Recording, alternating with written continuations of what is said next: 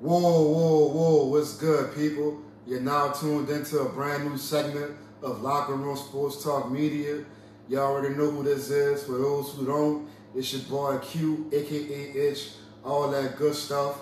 And I'm here for a brand new betting segment for college football, week 11. You know, last week I gave y'all 3 games. Those 3 games went 2-1, which is pretty good, but this week I want to do a little bit better. I want to go undefeated, maybe just lose only 1 game if I have to. So without further ado, let's get into the first game, and let's hope we get y'all some money, and me too, because I'm going to be taking these picks myself. So first off, we got an early game, 11 o'clock. We got the 9th-ranked Miami Hurricanes traveling to Blacksburg to take on Virginia Tech. And at first glance, when you look at this line, it's real funny because you look at it and you say, how are they the number 9 ranked team in the country, but they're getting 2 points, like they're a 2-point underdog on the road. And the answer to that is, historically, you know, over the past 10 to 20 years or so, this game has been pretty competitive. You know, sometimes Miami outright loses and get blown out, and sometimes they go out there with what should be the more talented and better team and playing close games. So at first glance, it looks like a trap game, which it kind of is, but to me, I still want to take Miami. I want to take Miami getting those 2 points, and I'm going to tell y'all why I still like Miami getting those 2 points. For one, I feel like Miami has an X factor this year. You know, they have quarterback Derek King, and, you know, for the past, I don't know, 10, 15 years or so, Miami has really been lacking at the quarterback position. And I think Derek King really solidifies that position for them. So I feel like at some point in the game, if they do get in trouble, or if it's a late game and it's close and, you know, they have a chance to win it, I feel like Derek King is going to be that X-Factor type player that bails them out, you know. And not historically, but in recent memory, Miami hasn't had that kind of player at the quarterback position, and they finally do now. You know, this year, Derek King, he's throwing for about 260 yards a game. He's also run for 100 yards a game a few times, and he has that potential combination to throw for 400 yards and run for 100 yards. Like, you know, when he's that kind of weapon, that kind of asset. So I really trust in him to really kind of bail Miami out in this situation. Another reason I'm gonna take Miami in this game, because one of the receivers, Mike Harley, in last week's game, he had 8 catches for 153 yards and 2 big touchdown grabs, which, you know, literally bailed them out at the last minute and helped them win that game that they probably shouldn't have won. Another reason I like Miami in this game is because of Virginia Tech's defense. I'm gonna give y'all two factors. The number one factor is, in the first game they played last week, where they lost to Liberty, 3 of their best defensive players got banged up. Now, their status for this week's game is kind of in the air, uncertain, so we don't know if they're going to play yet. It's going to be a game-time decision. And even if they do get to play, I'm imagining they're going to be like playing through, you know, some kind of pain or injuries, and that might hinder their performance. So I'm going to count on Miami to take advantage of those, of that. And aside from that, Virginia Tech is giving up about 260 yards a game on 260 yards a game through the air, and 5 of their last 6 games they've given up over 400 yards, and in the last 2 games alone, like counting the first game of this season and the last game of last season, they've given up over 1,000 yards. So I mean, no, they played all this season, but yeah, like in their last 2 games alone, they've given up over 1,000 yards. So I think that's a recipe for disaster for Virginia Tech. And I think Miami going to go into Blacksburg and at least cover that spread, if not win the game outright. So if I were y'all, I would potentially even sprinkle a little bit on the money line for that game because I feel like they can win. And one last stat I'm going to give y'all is that, you know, historically you might say, well, Miami going to a hostile environment, so they might not cover. But two other things. For one, you know, Blacksburg is usually a hostile environment, but by them not being at full capacity because of COVID-19 restrictions, I don't think it's going to be as hostile as it probably should be. And for two, the last 4 times Miami has went to Blacksburg, they've covered 3 of those times, and 2 of the games they've won outright. So when you factor in all that, I feel like Miami, they won't have a home field advantage, but I feel like they'll feel a bit comfortable going into that environment. And when you give what I feel like is the most talented team, when you give them 2 points, you got to take that all day. So that's my first pick. I like Miami against Virginia Tech. They're getting 2 points when they probably should be giving up 2 points. So y'all take that to the bank. And like I said, if you're feeling real bold, put a little bit on the money line. They might win that game outright. Now, the next game on my slate is going to be the University of Texas El Paso. They're going to go up to San Antonio to face the University of Texas at San Antonio. So in this game, I don't really like a particular side. I like the total in this game. It's really low.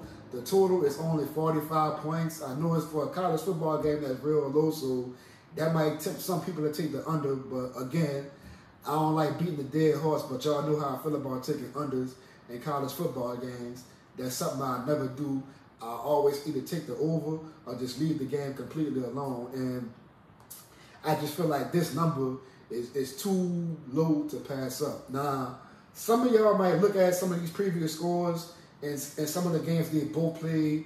Like, you know, one game, I want to say Utah only scored 10 points, and another game, they only scored 3 points. So that might be a contributing factor to why this total is so low. But again, I still feel like that's only roughly 22, 23 points apiece between both teams. And I feel like both teams can hit that number, especially with these 2 defenses. But before I get into that, you know, their defenses, I want to highlight UTSA quarterback Frank Harris.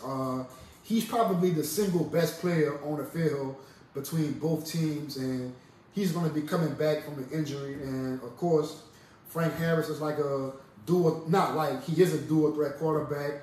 He can hurt you with his arm or his legs. On the season, he has a 58% completion percentage, and like I said, he's also dangerous with his feet. So if you don't have any open receivers or he don't find his first reads, he could definitely hit you with his legs and make you pay for not having a spy on him. So I feel like, you know, with him with him playing quarterback against UTEP's defense, I feel like he should have a field day. He should run wild on these people. Another fact I have going in, aside from this, is, again, UTEP's defense. In their game last week, they allowed 8 of 13 third down conversions. So, of course, y'all know when the defense can't get off the field, that leads to points being scored. So if you can't keep Frank Harris off the field, of course they're going to go down and score, you know, 25, maybe 30 points, potentially more. And that's over half the points I need to get over right there. Now, on the other side of the ball, when UTEP's on offense, you know, they don't have, you know, any glamorous superstars. They might not have too many people that might end up playing on Sundays, but I do like their running back, Deion Hankins. On the season, over 5 games, he has about 420 rushing yards, which averages out to about 84, 85 yards rushing the game. He's a pretty good running back. I've seen some of his highlights, and I was somewhat impressed. So I feel like if Utah could get him going and, like, you know, get him going, you know, early and often, you know, move the chains, that could potentially open up the passing game for the quarterback. His quarterback is named Gavin Hardison. Let me see. Hardison on the season. You know, he's played about 4 or 5 games as well. He has about almost 1,300 passing yards, 4 touchdown passes to 5 interceptions, which isn't great. But again, like I said, if you get the UTSA roll running defense concentrated on the run, that could open up some passing lanes for them to kind of exploit and take a few deep shots, you know, get some points on the board. So, and also UTSA, yeah, but I pointed out about Deion Hankins, and UTSA's defense is allowing right at 400 yards a game. They give up about 230 yards through the air and 169 yards on the ground, which is right up Hankins' alley. So I expect him to have a big day. You know, he might score a touchdown or two, and like I said, if they get that running, that total should definitely go over. Out of all these games I'm gonna give y'all today, that over is probably my strongest pick. So that's the pick I feel most confident about. UTSA, UTEP going over 45. Now again, at some point these numbers might change, you know, slightly before kickoff. So y'all might want to get those numbers as soon as I release this video and you watch it. So next game this game is probably the game I feel the least confident about. So we got University of Southern Miss. They're traveling to Bowling Green, Kentucky, to play Western Kentucky University. USM, they're getting 8 points. I'm taking those 8 points. So, and again, it's a 2:30 kickoff. I don't feel extremely confident about it, but, you know, all things considered, I just feel like USM is a slightly more talented team, and I feel like they should keep the game close. Western Kentucky, over their past 10 games, they are 1-7-2 against the spread. So that's, you know, that's pretty bad. Also, most of the games they played in that they've won have been really close wins. So they don't really get out there and blow teams out the water. And the teams they lose to, they typically lose by double digits. So I feel like a team of that caliber, or a team of that caliber, or a team with that talent level, they shouldn't be giving up more than a touchdown. So that's pretty much the main reason I'm taking USM. Also, I feel like USM's rushing attack led by Kevin Perkins and Frank Gore Jr. That's Frank Gore's son. You know, I feel like they get the ground game running. That's going to open up the passing for, you know, and USM, they can hit you with if you let them, they hit you with some deep shit, and they can like take the top off the defense, hit you for some long bombs, keep the game close. So that's pretty much the reason I feel like USM is going to cover the game. I'm not saying they're going to win, because they've blown some late leads and they've gotten blown out by some really good teams. But I just feel like in this situation, I feel like they also getting the best wide receiver back. His last name is Jones. He's a pretty dynamic player. He's liable to take the ball and go to take it to the house at any given moment. But just all those things considered, I feel like USM should keep this game close. So take those 8 points and, you know, roll with it. And like I said, if you're really feeling bold, you might even want to take the money line, but I wouldn't go that far. And the last game on my slate for this week is a 6 p.m. kickoff. You got the 11th ranked Oregon Ducks. They're traveling to Pullman, Washington, to take on Washington State. So I don't feel extremely confident about this game. Like, it's not super high, but I feel confident enough to where I'm putting it, you know, on my video for this week. So Oregon, they're giving up 8 points. You know, it started at 10.5. The line moved down to 8. I know a lot of people watched Washington State quarterback Jayden DeLaura last week. He was the Pac-12 offensive player of the Pac-12 offensive freshman of the week, and he went 18 for 33 for 233 yards and 227 yards. I'm sorry, and 2 touchdowns. So he had a pretty impressive debut, but at the same time, they played against Oregon State, and I feel like Oregon State and Oregon, those two teams from a talent perspective, that's like night and day. You have Oregon, who's potentially, you know, vying for a college football playoff spot, playing against a Washington State team that's kind of, you know, trying to find their identity and trying to find themselves. So I just feel like Oregon should win this game convincingly. And one of the reasons I feel like they should win it convincingly is because of quarterback Tyler Sue. He's a freshman quarterback, not a true freshman, but he's a freshman quarterback. He made his first start last week. He was pretty impressive, you know. Last week, he had 227 yards with 2 touchdowns.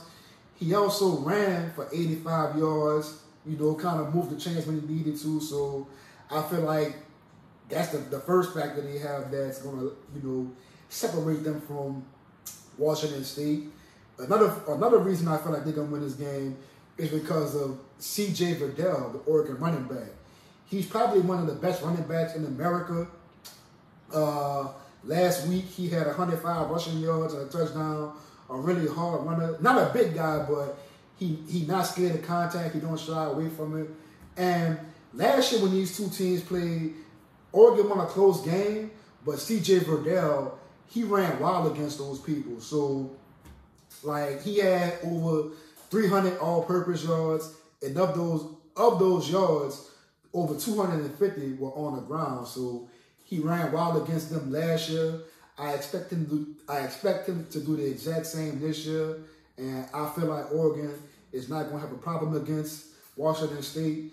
They played a Stanford team last week, which I think is better than Washington State, and they pulled away from them late, won that game by 2 scores. So I feel like they should win this game by 2 scores as well, if not more. And that's no disrespect to Washington State, but I just feel like at the end of the day, talent is going to prevail, and Oregon should win this game. So those are my 4 picks for this week. If y'all have any other questions, you know, hit me up in the comment section. Y'all give me your feedback on the video. I'm going to be giving y'all a lot more of these. Hopefully soon, if I, you know, get some more time between my schedule, I'm going to start doing some NFL games as well and start giving y'all some more content more frequently. So y'all just keep sticking with me, man. Keep subscribe, like, comment, feedback, all that good stuff. Until next time, I'm out. Peace. Good luck, too.